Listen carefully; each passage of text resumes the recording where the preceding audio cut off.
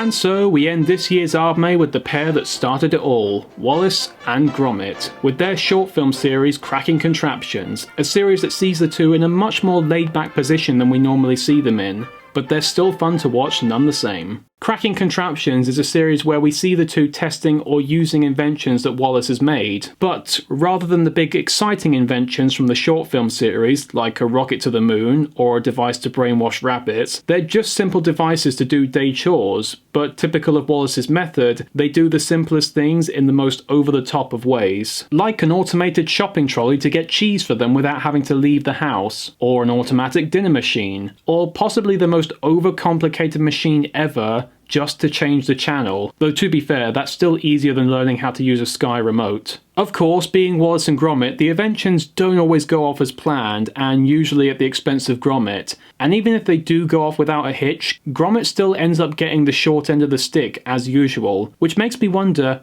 why does he bother sticking around? What is it about 62 West Wallaby Street that makes him put up with all this stuff? It's really nice to see Wallace and Gromit do some more low-key adventures, since usually they're always in some high-stakes tales. Here, they're just living their daily lives. But it's still Wallace and Gromit, the two lovable characters that we love to see. And while they're not necessarily saving the world, or rescuing a damsel in distress, they're still inventing and getting into trouble, but with a more toned-down style to them. Wallace and Gromit are the kinds of characters that are so lovable, we'll watch them do just about anything and it's enjoyable, and it's just sweet seeing them have some quiet time to themselves. And it shows that even during their R&R times, things can still go wrong, but they still have great cheerful dispositions to them that keeps them going. It's also nice to see the animation of Wallace and Gromit again, and while all of these Aardman shows I've watched have had great animation, well, most of them anyway, the love and attention Nick Park gives to his beloved duo is always so diligent and imaginative, and I'm glad that he didn't cut corners for the TV show either. And while you may argue, well, it's only a few minutes long each episode, surely it can't be that time consuming, you forget just how much stuff there is moving in anything related to Wallace and Gromit. Even the first short had a ton of stuff going on at once that required an insane amount of work during the animation process. And the same applies here, like with the Rube Goldberg device in the TV episode, or the tons of moving parts on the machine in the Christmas card episode. But they also put in some new animation and camera techniques that I've never seen before from the pair, like a pole zoom. That's tricky to pull off even in live action, so I have no idea how they managed it for stop motion, but they did pull it off and it looks great. There's also an interesting bit of continuity between some episodes too, like in the dinner episode we see Wallace working on some kind of invention that looks like a robot snowman, and in the later episode we see that it was an automatic breakfast machine. That's really clever to insert little nods to future episodes like that, especially since Wallace and Gromit hardly ever acknowledge their own continuity, apart from in background gags. I will admit though that some of the puns and double entendres are a bit tiresome as they were in Were-Rabbit. I don't know why Wallace and Gromit started using them more in later episodes, but they do seem quite cheap in comparison to the more clever writing of the past shorts, although I will admit this one is a good one. Help Gromit, it's gone crackers! Really, what more can I say about this series? It's Wallace and Gromit, we all know them and we all love them, with Wallace being the kind, if absent-minded man he's always been, and Gromit being the multi-skilled, long-suffering canine companion too. And even though the series is more basic compared to their larger adventures, it's still the same two lovable characters we've always seen before, just in different scenarios, which just goes to show the likability of these two characters, in how we can see them in a much different context that we usually see them in, and still be entertained by it. So yes, I really like this show and really recommend it. Oh, and I'm sure some people are going to ask me, why aren't you reviewing World of Invention? And the reason for that is quite simple. While the show does feature Wallace and Gromit and some new animations of the pair, it's really just a science documentary series with the boys pasted onto it. Remove the man and his dog and it's no different to something you could watch with Professor Cox in it,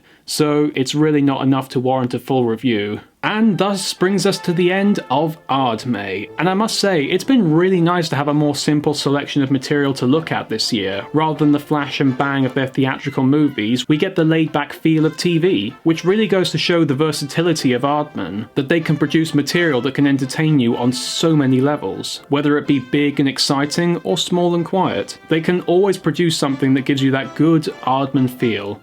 But with that said, that's all from this year's Aardmay, and I'll see you in the next review. Bye!